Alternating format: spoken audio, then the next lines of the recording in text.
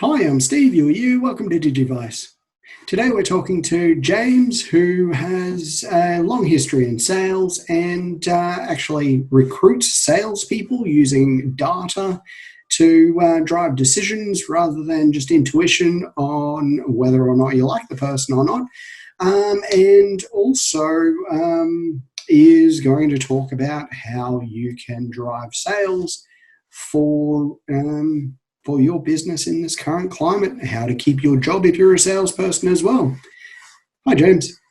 Hey Steve, how you doing? Yeah, good. How are you? Very good, mate. Very good indeed. Good. So run us through what you do because it's fairly unique, really, or at least I think it is. Okay, thank you. Yeah.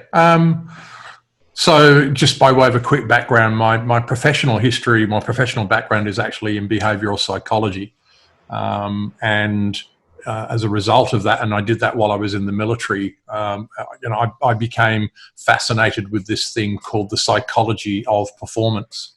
And when I left the military and started kind of going into my corporate life, corporate career, I ended up kind of being in and around sales quite a lot. And I've either been in sales roles or I've subsequently managed and led sales teams, or in a corporate role not so long ago, I was the HR director, but within a very, very sales-led culture. So, this whole thing of sales and high-performance cultures and the psychology that goes with that has been something that's been a fairly consistent thread throughout all of my working life. I've had a couple of businesses. One was in sales training. The other one was in leadership development, and we grew both of those businesses to be good-sized, national businesses. But in 2018, I created a business called Justified Talent. And Justified Talent specializes in helping small business owners to recruit their first sales professional. Sometimes it's their second or third hire, but they've got it wrong the first and second time round, and they realize they have. And so they've come to the realization perhaps that they need to have some kind of professional help in doing that. Once again, what I've done is I've brought the kind of psychology piece very much to bear. What we're very much about in our business and our business methodology, and this, there's the mousetrap sitting behind me there. We're very much about gathering data about the people who are applying for the role, and allowing our clients and to some degree us, until we kind of we come up with the final three that we put in front of our clients, but to help us and our clients make better decisions about who to bring on the basis of data rather than subjective opinion. So that's been the business for the last couple of years. Right now, of course, we find ourselves in interesting times. Not a lot of people recruiting right at the moment, particularly not in the small business sector. So we're in the throes of pivoting, and again, using the psychology piece. What I'm planning to do is to help as many salespeople as possible actually keep their jobs by helping them get an understanding of their psychological makeup, their nature, and the degree to which, if they can make slight adjustments when they're selling to who they normally are, then they're going to increase the likelihood of actually getting that sale, which I think is important for a whole host of reasons right now. Obviously, fewer people are buying, therefore making a sale is going to be tougher. If you're not making sales right now, there's a good chance you might end up on the CFO's radar, or, as I describe it, up on his whiteboard. You don't want your name on the CFO's whiteboard at this point in time. No. So I want to work with as many salespeople as possible to help them understand, what do I need to do from a behavioural point of view to be more effective. So, yeah. Great. Awesome. So what can people do? I think that this relates to small businesses as well as medium businesses, because I like to think that the only way that a business is successful is if you have a grounding in sales. I mean, cash flow is everything, right? Yep. And small business owners need to be able to continue to sell in this market. It's not a matter of, at the end of the day, calling it quits. You can, it's going to happen to some people, unfortunately, but if we know how we can sell in this market, we can, when we get out of this, then we'll be better for it as well. It's almost a trial by Absolutely right. fire Yeah. situation. So how can both salespeople and small business owners benefit from reflecting on what they're currently doing and what can they do better? Yeah, look, I think that comes from, and I absolutely agree with you about the fact that if you're a small business owner, whether you like it or not, especially now, you are a salesperson. And you may well have salespeople or a salesperson in your team, but right now, as the business owner, making sales is probably one of the most important things you can do, in addition to obviously controlling your costs.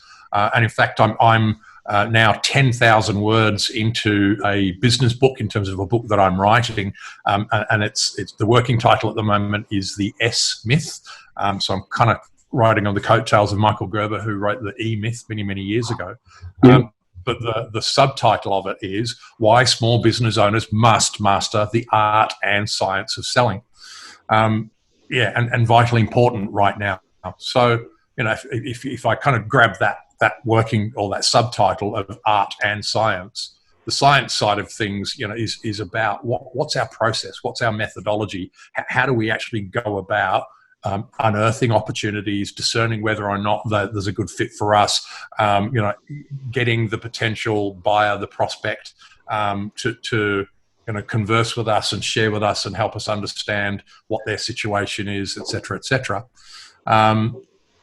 Today, increasingly, there's been the movement of this thing called social selling, right?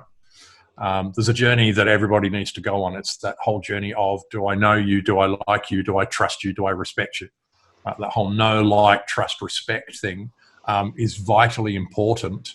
And it's kind of interesting. It's almost a double-edged sword, I think, that what the social media platforms have done, and LinkedIn in particular being the main platform through which social selling occurs, is that it's, on the one hand, given prospects, given purchasers of products and services, amazing access to information and knowledge about what it is that you do and who you are. And so people can find out so much more well in advance of ever actually having a conversation with you. Whereas once upon a time, it required somebody to kind of knock on a door or make a phone call and come around with some brochures. All of that discovery work has been done. And so, one of the things that I would say, long-winded answer here, but one of the things I would say from the science side of things is you really, really, really need to be mastering social media right now. You need to have an understanding of what does my profile actually say to anybody who might potentially buy from me right now. And what I'm seeing with a lot of salespeople, and to some degree even business owners, is they're still treating LinkedIn as though it's an electronic version of their resume. And it's so much more than that, Yes. The analogy that I draw on is, in fact, and I don't know if you're familiar with it, Steve, but most Aussies are, the great big Coca-Cola sign in Sydney that sits at the top of William Street, which of course is the gateway into King's Cross. Yeah. So lots of people are familiar with that. Reportedly, Coca-Cola Amatil pay something like certainly a six-figure sum to the city of Sydney each year for the privilege of having that sign there, right? And it's been there since the 1950s. It's had several iterations. It was a wooden clapperboard sign, then it became a neon sign, then it's gone LED, then it's gone LCD, or the other way around. I'm not quite sure. But so they continue to invest in having this thing here. And apart from the fact that yes, it's a fabulous icon, why would they be doing that? And the very simple answer is these things: eyeballs, right? There is over 1 million vehicles that pass under that sign, both going into town and then coming home from town, and the other way around, all day long, every day. And subliminally, the people in those cars are obviously being reminded about this great product called Coca-Cola. And then, of course, there's also the tourist eyeballs that are walking by, right? And for me, LinkedIn is, and my LinkedIn profile is my Coca-Cola sign, right? There's lots and lots and lots of eyeballs, potentially, hopefully, coming past my Coca-Cola sign. Well, what are they seeing? Are they seeing something which is bright and grabbing and that requires perhaps a closer look? That's what I'm hoping is going to happen. Or are they seeing some tired, dusty clapperboard from the 1950s and they're kind of saying, oh, wow, that's next, swipe left, swipe right in today's vernacular.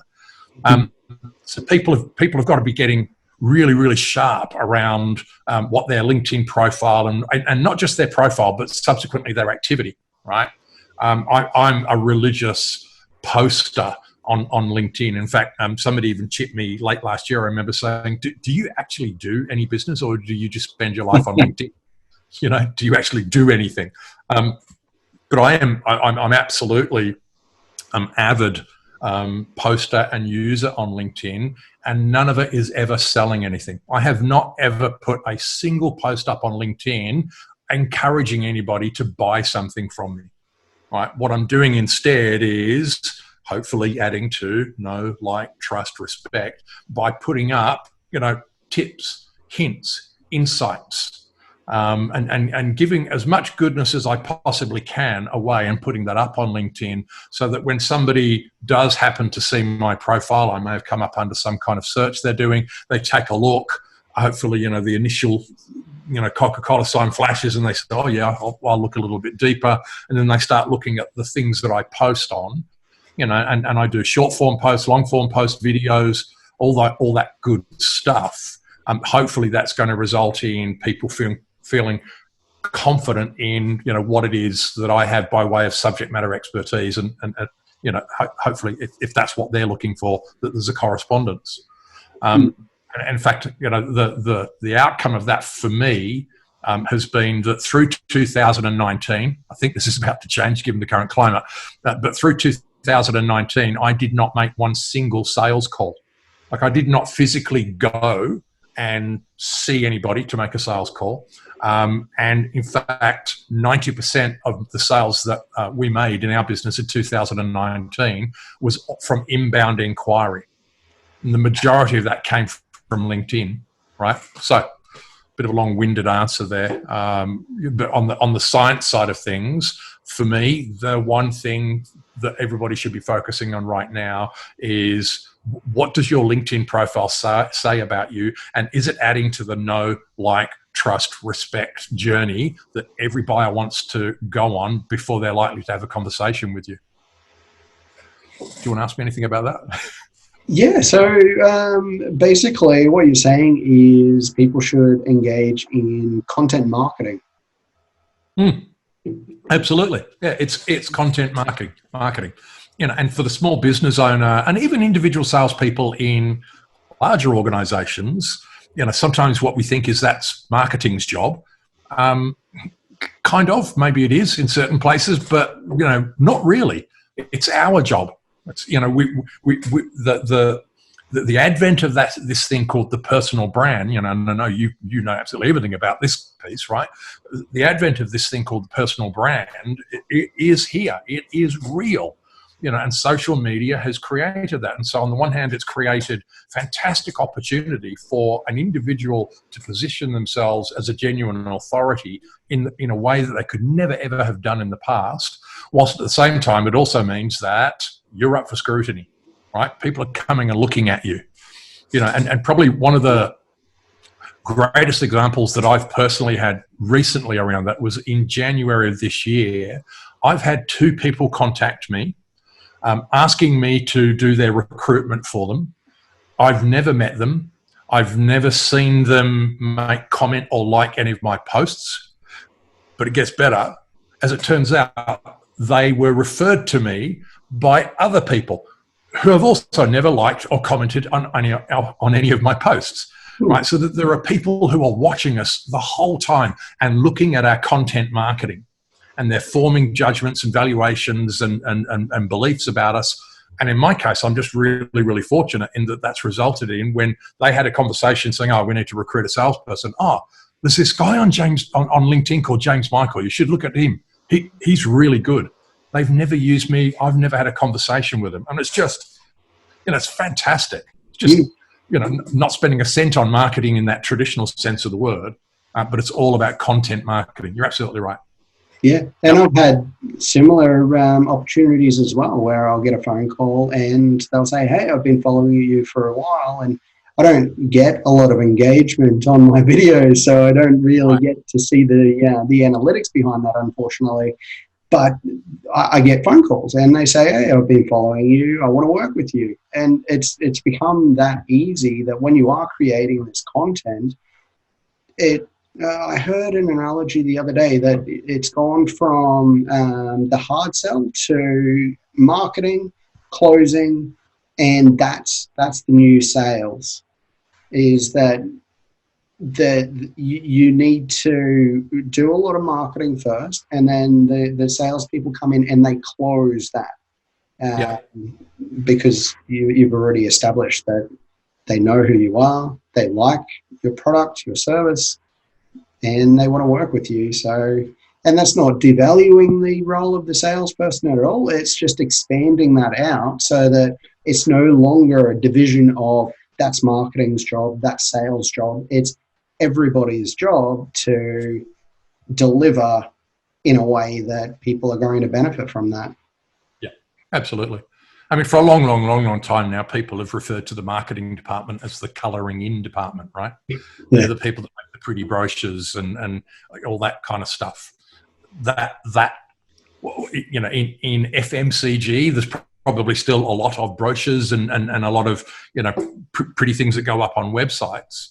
But that's like, you know, a tiny piece of the marketing journey these days. It's much, much more around inform me, give me insights, challenge my thinking, make me absolutely understand that you're an authority in your space, build your credibility, and then I'll come and have a chat with you. Yeah. You know, you know, having said that, yes, I mean, the salesperson invariably, particularly in B2B, still ends up having an involvement because, you know, the other side of that journey still got to happen. We've still got to have that deep, deep, deep understanding of who are you? What are you trying to achieve? What's getting in the way of that? You know, what have you done about that? What's, you know, and you know, all that kind of conversation, which is not trickery. I mean, today particularly, it's very much about, do I deeply understand who you are? And as a consequence of that, even as a salesperson now in sales mode, can I offer you valuable insights that are, you know, going to make you say, "Oh, wow, you know what? I've never thought of that. That's a really good question." You know, I love that when that happens. You know, when I'm talking to potential clients and I pose a question to them that makes them stop in their tracks and say, "Well, you know what? I've never thought of that." Yeah. You know, that's always good fun. Mm. Yeah. So the other side then, and let me know if you don't want to go here right now, but the other side, you know, is the art side, and the art essentially is, you know, a euphemism that I use in terms of that, you know, the behavioural psychology. Yeah. And one of the things that you know, I've been using now a particular psychometric assessment for the last 20 years. I've predominantly historically used it as a coaching tool, right? And because I was doing a lot of kind of working with sales managers and sales directors, and then in our leadership development business, working with all sorts of people in leadership roles, often as not, if we did 360-degree feedback on them and they got a less than glowing report at that level, is it because they don't know how to lead? No, of course they know. They didn't get to that level, you know, being dummies. But 9 times out of 10, their behavior was getting in the way. You know, how they did what they did got in the way. So we would use this particular tool to get deep insights into their hardwiring and then help them understand how they might need to make some behavioral changes to be more effective. Fast forward to today, in the recruitment business, we do a similar sort of thing with our shortlisted candidates. You know, so if we get 300 people apply, we identify the 10 that we should bring in, do deeper analysis on, and out of that we identify the top 3, and we want to put those 3 in front of the client and say, each of these 3 can do the job. It's for you to discern now, you know, who you're going to gel with. We will then do the psychometric assessment on them. What that has meant is that in the last 3 years, I've profiled in excess of 2,500 high-performing salespeople. And out of that has fallen a benchmark, right? We now have a very, very clear understanding of the nature and the hardwired attributes, the characteristics, the behaviors of people who are likely to be highly successful in B2B selling, and particularly using what's described as the challenger style of selling. I've actually got a graph that I can share if you're comfortable with me doing that. Sure, yeah. If there's benefit to the viewers, I think there will be. Yeah. So let's go share screen, and hopefully I've got it here. No, it's not that one. Sorry, bear with me, folks. So let's go here instead. All right. So.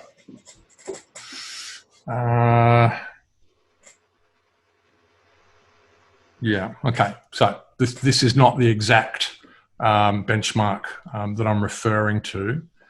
Actually, I'm not comfortable doing that. So sorry, go this way. No, not PowerPoint. Away. Here it is. All right. My apologies, everybody. So what you see here, and this particular tool that we use, which is called the Profile XT, is considered to be one of the most predictively reliable psychometric assessments on the planet at the moment.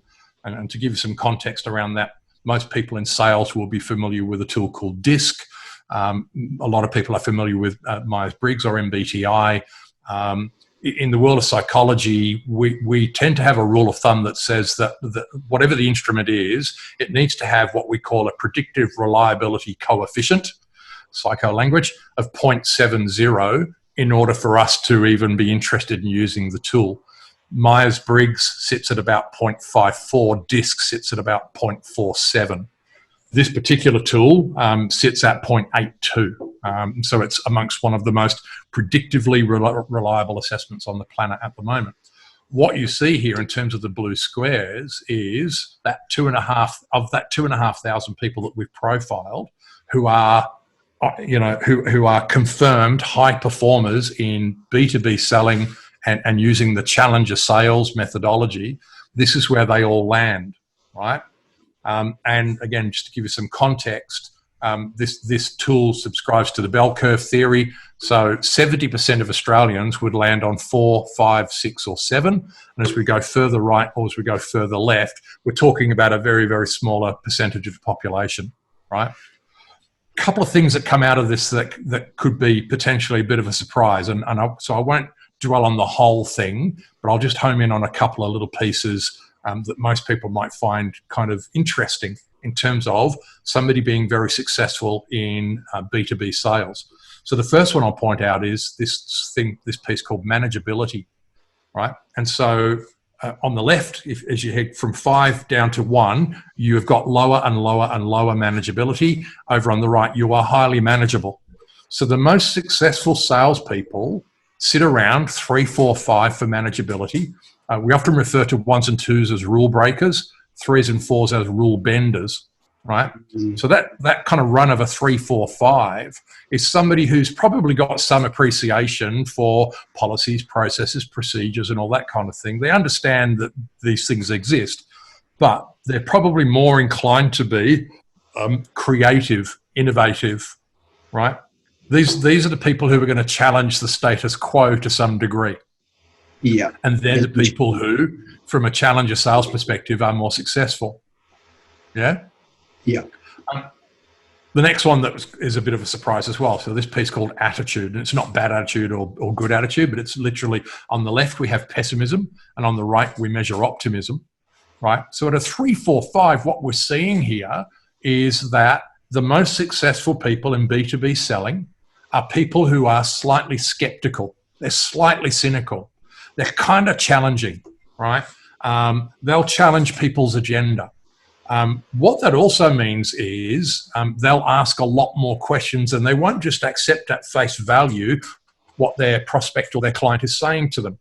And if I use a very simple analogy, the average salesperson might say, so are you speaking to anybody else about this? Inquiring as to whether there's any competition in the field or not. Yeah. To which the prospect might say, oh, no, not really. Okay. The optimistic salesperson will absolutely buy into that. Rose-colored optimism, yeah, everything's good, buys into that, and is then completely and utterly shocked when they find that they lost the deal to somebody else. Right? So there's a degree of cynicism and skepticism in here that is part and parcel of being an effective salesperson.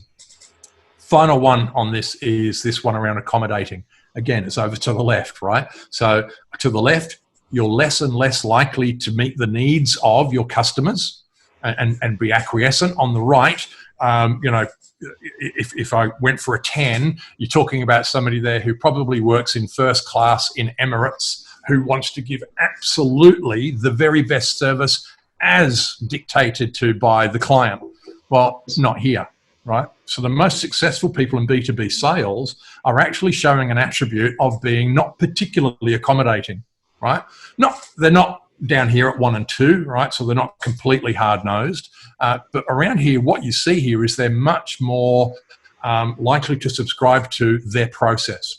This is our process. This is how we do things. I can offer you some variation. Do you want it in black or white? Right? But no, I'm sorry, we don't do it in magenta. Right?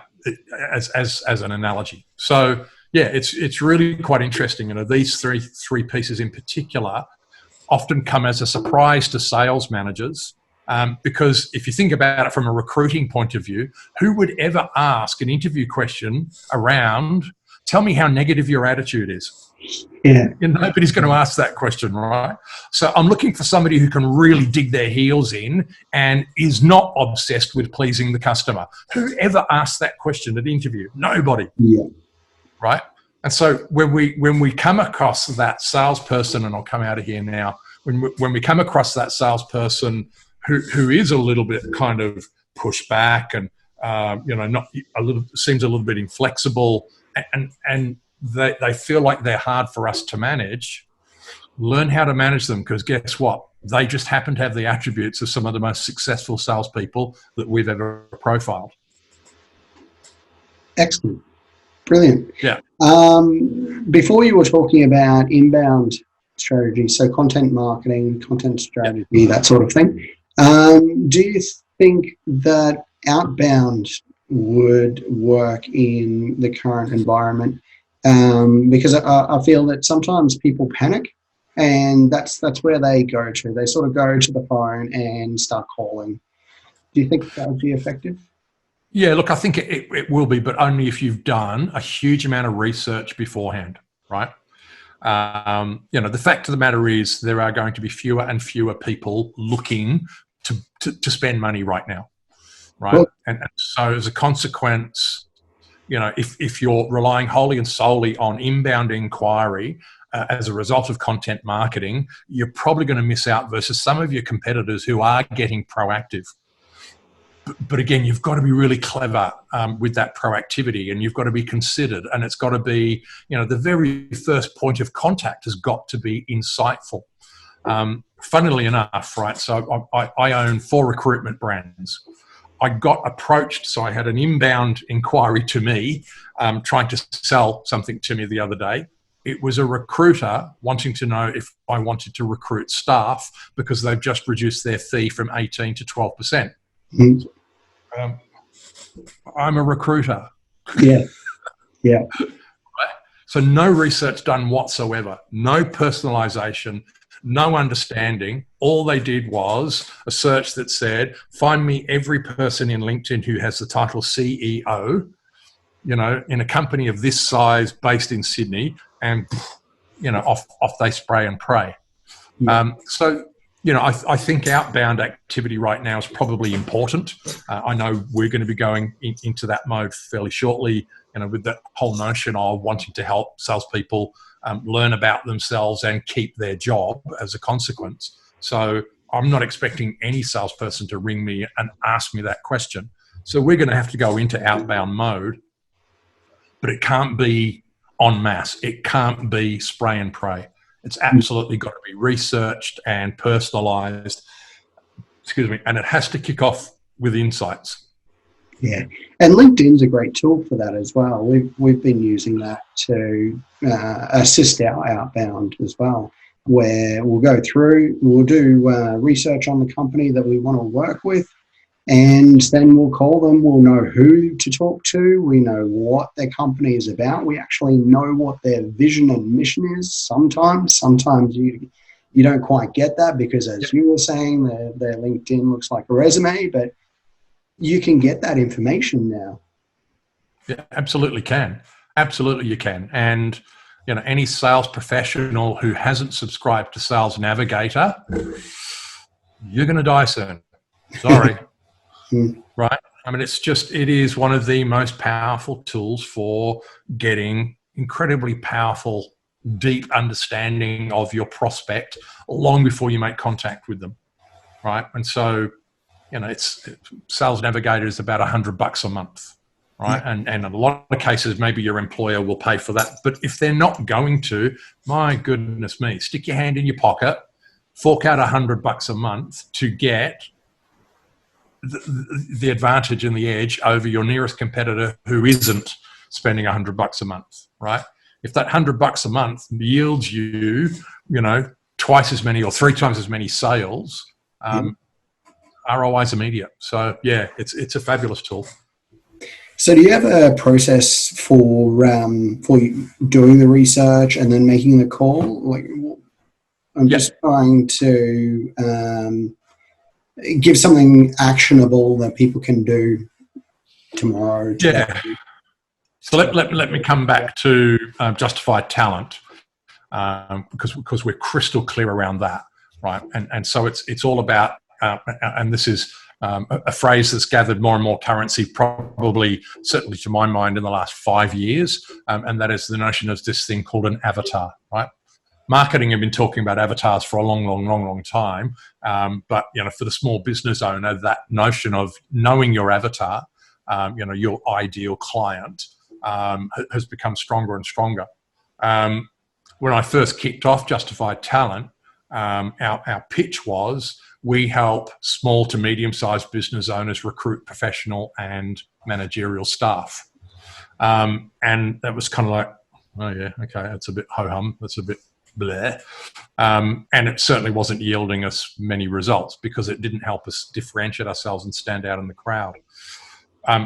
As a result of being part of a particular program where I kind of got hammered on niche, but in doing that, understanding who is my ideal client, we then kind of pivoted and we became, Justified Talent helps small business owners to recruit their very first sales professional. So as a consequence of that, small business owners recruiting their first sales professional, what does that person walk like, talk like, feel like, believe, value, fear, and all that kind of thing? And so, quite readily, I can tell you that client for us is, it is an individual. It may be a husband and wife couple. They are probably turning somewhere between 750,000 and 1.2 million a year of turnover. Either the husband or the wife, or the brother and the sister, or the brother and the brother. But one of them has probably been doing the majority of that selling. They've come to the realization that they've hit a ceiling. Right, that they've got no more bandwidth. They can't go out and make any more sales. And even if they generate leads by, SEO and digital and all that kind of thing, dealing with that is just beyond them. And so they've come to the realization that they need to bring a sales professional into the business. Another part that comes with that is that what we kind of realized was the overwhelming majority of small business owners, and this kind of harks back to the E myth and now the S myth, is that they never wanted to be in sales, right?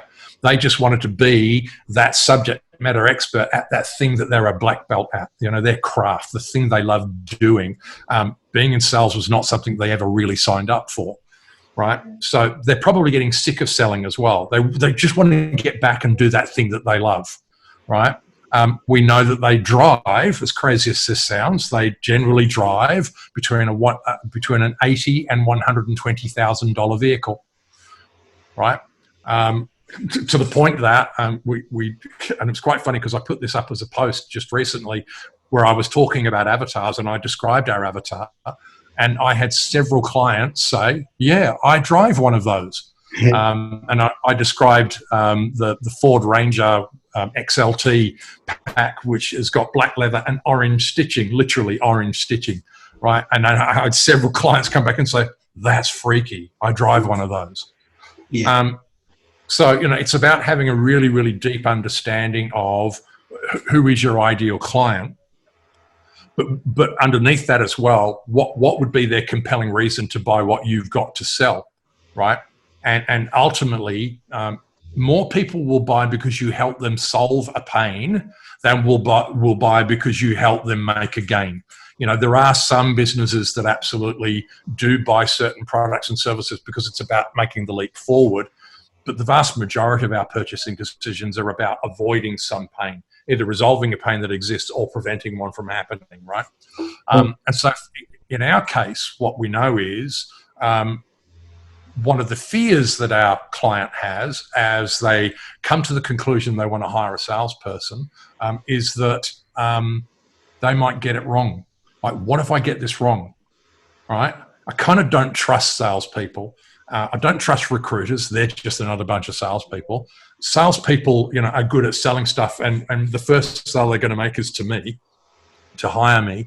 Salespeople are good storytellers, and there's that, a hackneyed old description of could talk underwater with a mouth full of marbles kind of thing, right? And I don't want to be sold to by that person, so I'm a bit nervous about that. What happens if I make the wrong decision? What happens if they fail? And all that kind of stuff. So knowing all of that helps us position our language, right? So we don't talk about our mousetrap. I'm really, really proud of the mousetrap that we have. I know without any shadow of a doubt, we've got one of the best recruitment methodologies in this country, and my clients are not in the slightest bit interested in knowing what that is, right? Yeah. All they want to know is, will a time come where I can take Friday off and be comfortable that sales is actually truly in a safe pair of hands? Or am I going to be nervous when I take that day off, right? That's all they really want to know. Yeah. So, in terms of that outbound piece, it's about having a really, really deep understanding of who they are, how they function, how they operate, what their values are.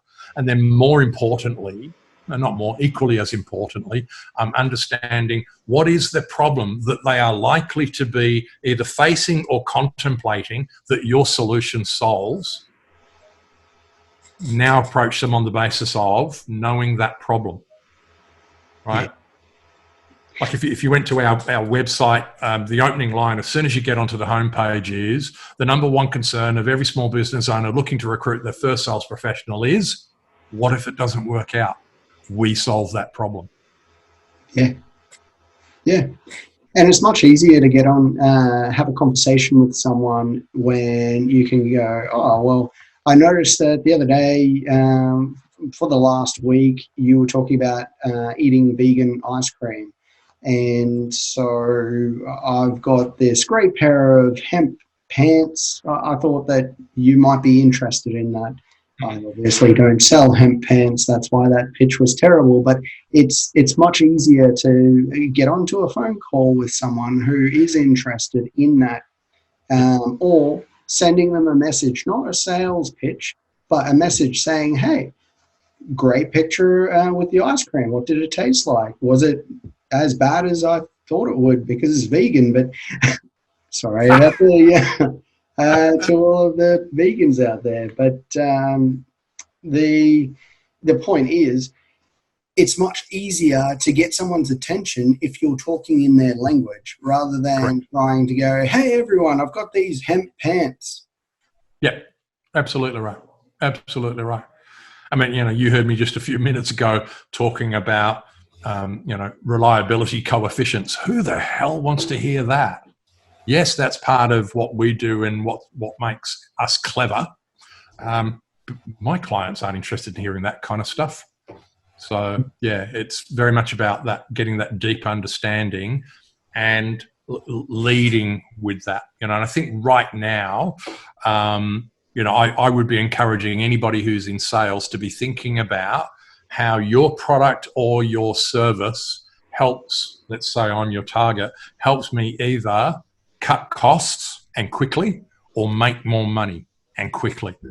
Right? If the thing that you sell can help me cut my costs down in some way and do that fairly quickly, I don't want to be waiting 2 years to get that return because I've had to pay a huge amount of money up front before I get that cost cut. So if you can help me save money fairly quickly, or you can help me make money fairly quickly, and there's a fair exchange of value in terms of what you give me versus what I have to pay you, then you've probably got my attention. Yeah.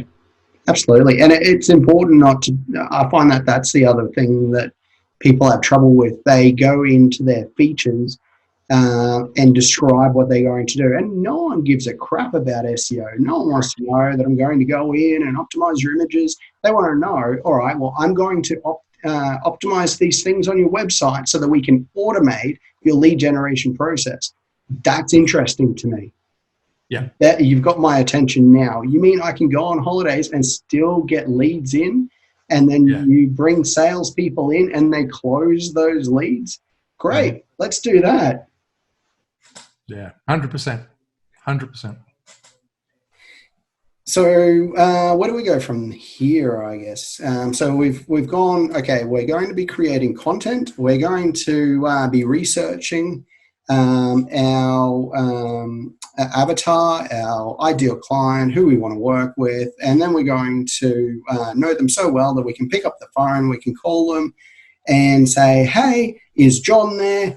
I've got this great opportunity. How would you initiate that conversation? Would you do that online? Would you pick up the phone first? How would you do that? Well, again, it's probably horses for courses. It's going to differ depending on A, what you're selling, and B, who you're selling it to, and your capacity to get to that person most efficiently and effectively. So, if I think about where we're about to pivot to, I'm going to be encouraging salespeople to invest in themselves, get some insights into their nature, and understand, some ways in which they might adjust their behaviour to be more effective at selling in this current climate. And there are probably going to be multiple ways in which we will do our outreach. The dominant one, at the risk of sounding like a crack record, is probably going to be LinkedIn. But I'll do it differently to how most people do. Right? Most people will do, for starters, a lot of people are just hitting the connect button, which sends a voiceless connection request. I see your image come up, I see your title, but there's no message. There's no, hey, how are you? There's nothing. Or a slightly better version of that, but it's still not really very good, is using the LinkedIn prescribed message, which says, I see we have a number of connections in common. Oh, no, thank you. Again, you need to try and personalize that to some degree, albeit that when you're doing a connection request, it's got a limited number of characters you can use. What we're going to be doing, and I've done this successfully with some of our recruitment campaigns, is I'm actually going to shoot a video. I'm going to put that up on YouTube. And then in my connection request, I will do some personalized stuff, but I'll then put a link to the video, right? Mm-hmm. And what we found with that, certainly in terms of, we've done that recently where we've been trying to bring passive candidates to come and have a look at a role that we've got, right? So rather than relying wholly and solely on the people who are on Seek looking for a job, there have been people we've targeted. We want them to come and look at the job as well, and maybe we can entice them to leave where they are. And what we saw was, if in the traditional way, when we sent a normal connection request, the open rates on that were anywhere between 2.5% and 10%, right? When we added the URL to YouTube, the open rates went up to 60%. That's massive. Right, massive, huge. And so what we found was, and so people were watching the video, they found it informative. You know, we kept it to that standard kind of 3-minute rule, so it doesn't overpower people. You know, we made sure that there were closed captions in it. You know, all of that best practice stuff at the moment. And not only were people showing interest in the roles that we were advertising, but they were actually making comment about how much they really appreciated the different way of approaching. So we're going to do the same thing with this thing. We're going to start reaching out to literally thousands of salespeople around the country and inviting them to come and have a look at this thing that we're doing that might be of some help to them. And you know, in so doing, hopefully we're going to be a little bit different. Maybe we won't now because all of you are going to start doing it. But you know, it's going to be a different way of approaching. That's going to differ from one person to the next. And you know, I will confess to you and everybody watching right now, I'm not in the slightest bit comfortable with cold calling. Cold calling is not my bat. You know, I've done absolutely everything I possibly could to get out of cold calling from the day I even got into sales. Yeah. Right. So, you know, I'm not going to sit here and tell people how to cold call because I don't do it myself. And you know, there are other experts around that whole cold calling piece. Other than what I will say is the more research you've done, the more personalized you can make the opening as you begin to speak to that person. If you're able to drop an insight in, you know, one of the things that we've noticed in your industry in the last 4 weeks is a particular downward trend towards this, that, and the other, which is, you know, affecting gross margins. We've developed a solution around that we would like to present to you. Is that something you'd be interested in discussing? Something along those lines. Well, I've kind of put a script together there, but it's not something that I do personally. Yeah, I was reading the sales playbook recently, and in that it says that there's no such thing as a cold call anymore. And if you're making cold calls in the traditional sense, you're doing it wrong. They're Correct. All warm, and they should all be warm. You should be making connection first online, and then moving on to a call if it suits. Yeah, absolutely right. Yeah, there is no excuse for a cold call anymore. You know, we all have the capacity to know exactly who we need to reach out to. We have that capacity to warm that up by sending something of value in advance, you know, whether it's a link to a white paper or a video to watch, whatever it might be, all sorts of different possibilities around that. So, yeah, no excuse for cold calling in that traditional sense of the word. Yeah. Great. All right, thanks for your time, James. Absolute pleasure. Thanks for having me. Hope I haven't banged on too much for everybody. Not at all. No, that was great. Thanks. Good stuff.